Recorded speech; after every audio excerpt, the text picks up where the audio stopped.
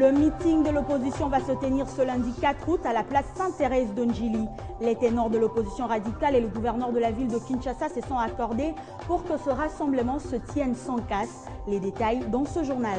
Et puis, le ministre de l'EPSP promet de sanctions contre les candidats malheureux de la dernière édition de l'examen d'État qui ont saccagé leurs écoles. Maker Mouangou l'a affirmé samedi lors de l'annonce de la fin de la publication des résultats de l'examen d'État édition 2014.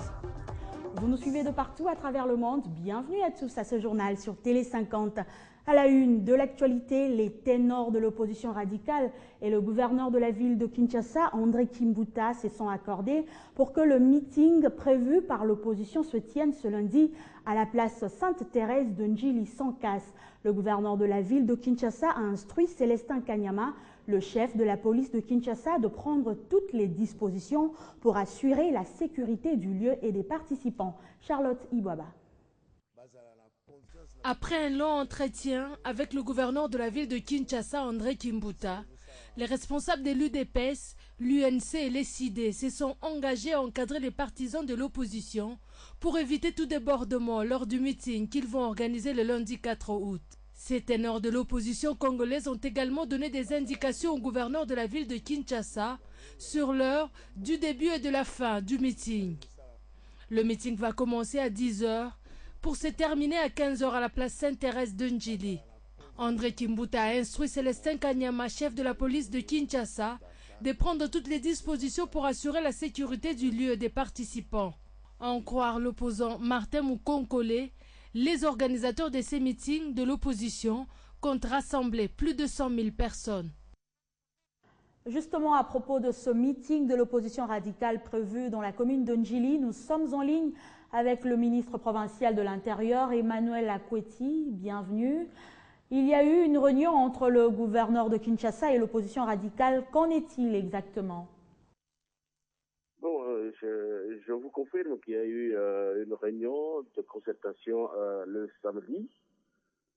samedi 2 août, entre l'autorité urbaine d'un côté et d'autre part avec les partis de l'opposition signataires de la note adressée au gouverneur sollicitant l'autorisation d'organiser un meeting à Ndjili.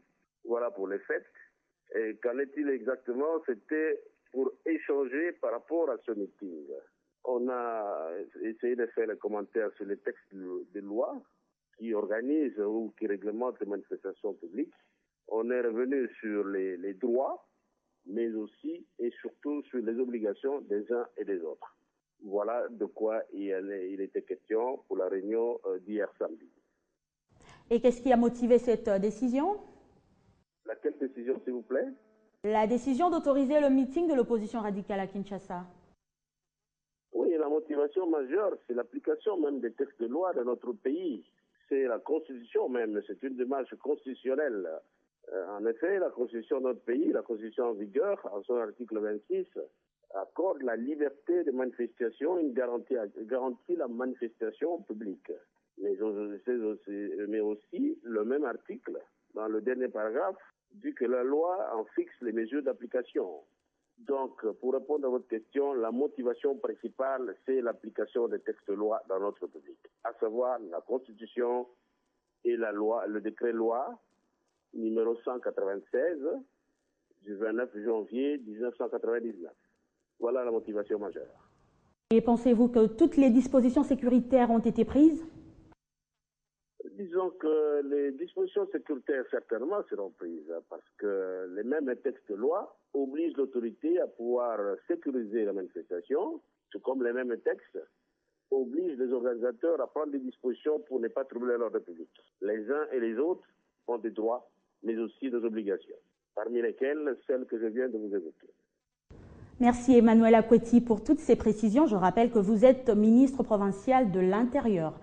Parlons santé dans ce journal. Dans le cadre de la lutte contre l'épidémie d'Ebola qui se vit en Afrique de l'Ouest, le gouvernement congolais, par l'entremise du ministre de la Santé publique, Félix Kabange, a remis officiellement quelques échantillons des thermomètres à laser au programme national de l'hygiène aux frontières.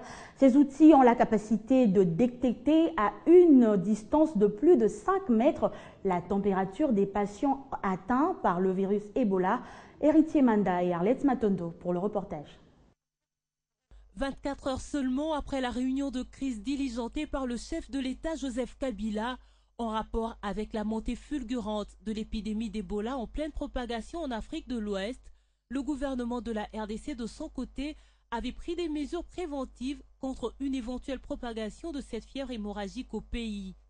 Il s'agit notamment de la sensibilisation des voyageurs en partance pour l'Afrique de l'Ouest, le renforcement de la surveillance épidémiologique et la formation de tous les agents aux frontières.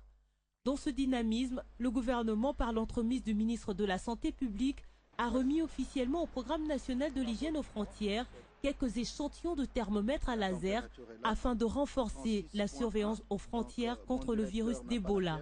L'hygiène aux frontières est la première barrière qui doit arrêter Ebola à être importé en République démocratique du Congo. Nous avons voulu doter les services au point d'entrée. Tous les 88 points d'entrée de la République devront par la suite être dotés de ces thermomètres à laser qui permettent de prendre la température jusqu'à 5 mètres.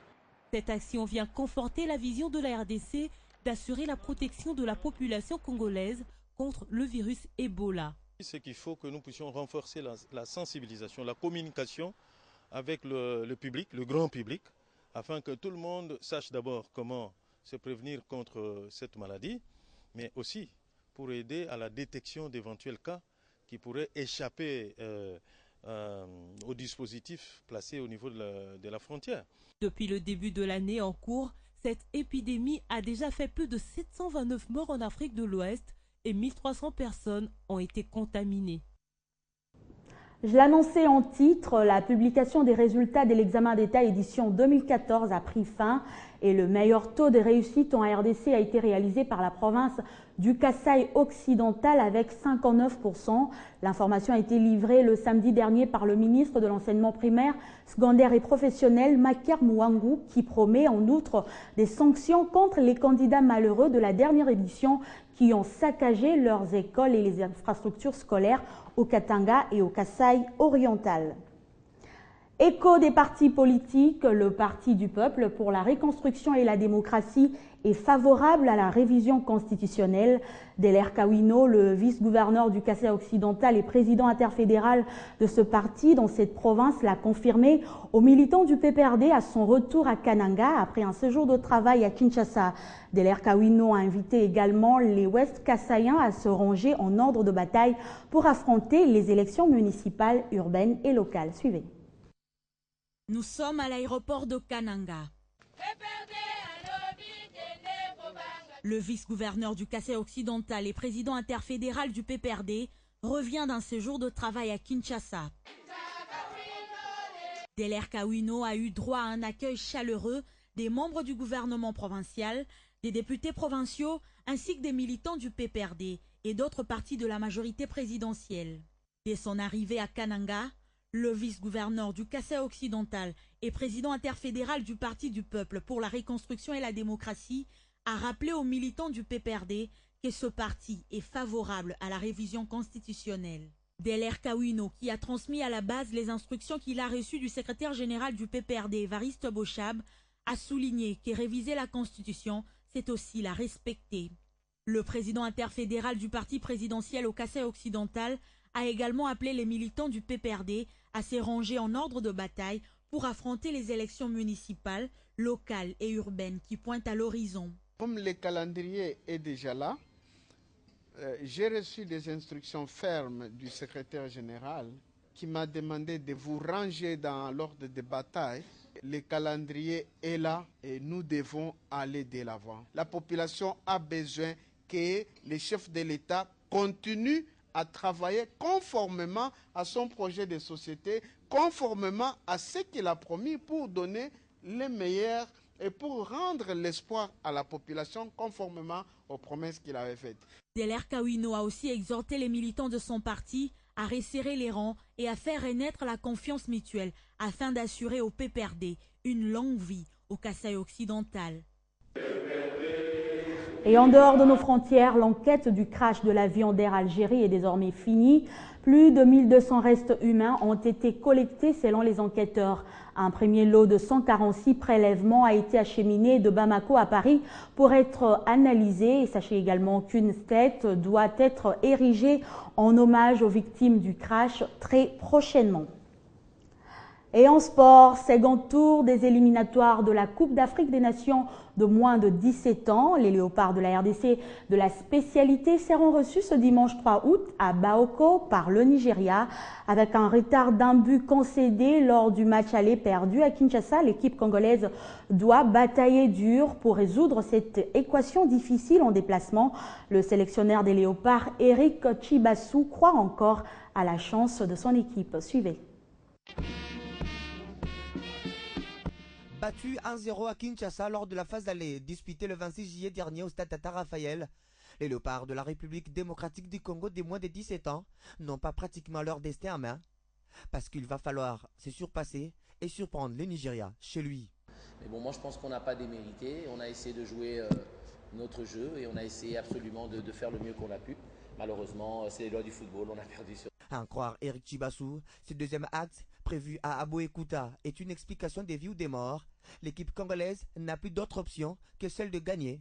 Les mieux serait de marquer en premier.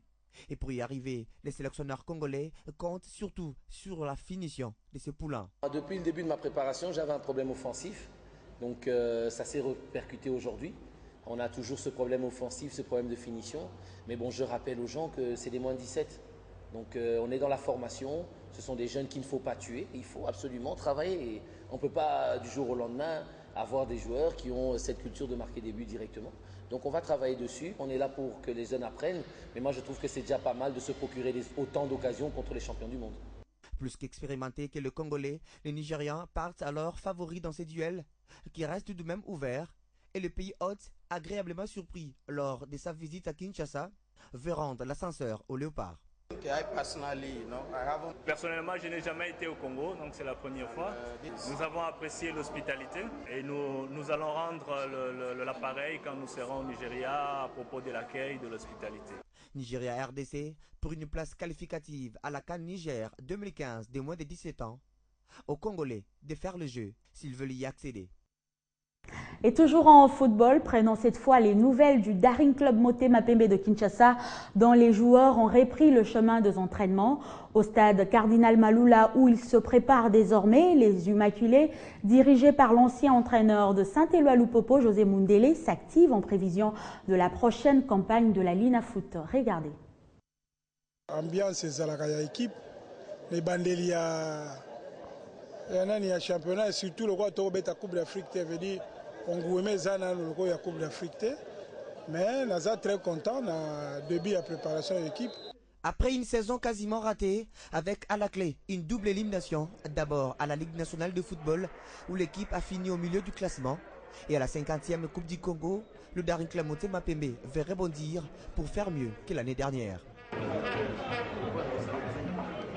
Des propos vite confirmés par le joueur, parmi eux Bivala et Nzuzi Soki qui appellent les supporters à l'unité. Dans la calme, année où on a vu que Tobima, Togo d'Afrique, tu mets 4 mais c'est moi Sony, tu bête baninga ba bête qui est to yokuta bon bolingo zaki souté ezai penalty. Mais na bi na master ba yi na ba auto tikana bango Mikolo ba master ba petit to chapna et to ça l'effort. Toute l'équipe n'a place Zalaki. Présence d'Angaï signifie qu'il retourne une équipe. Tu as prêté na palais, tu as prêté moins fort na équipe na biso où Zalaki abandonné, où Zalaki détruit les lots. Tu y es les sous. Mon pépé coco mais ma moutouté pour moutundam landara place mon pépé kende. Les entraînements ont donc repris ici au stade Cardinal Malula sous la conduite de José Mundele. L'ancien sociétaire du football club Saint-Éloi Lupopo a donc la lourde mission de bâtir une équipe compétitive le plus tôt possible. J'ai été contacté, j'ai répondu favorable, puis de l'autre côté j'étais aussi fait contrat, j'ai fait des saisons là-bas. Je n'ai pas renouvelé, c'est tout. Motema Pembe a besoin de joueurs immédiats, mais il y a des très bons joueurs ici qui peuvent émerger au fur et à mesure qu'on va travailler. Je crois que... Et les séances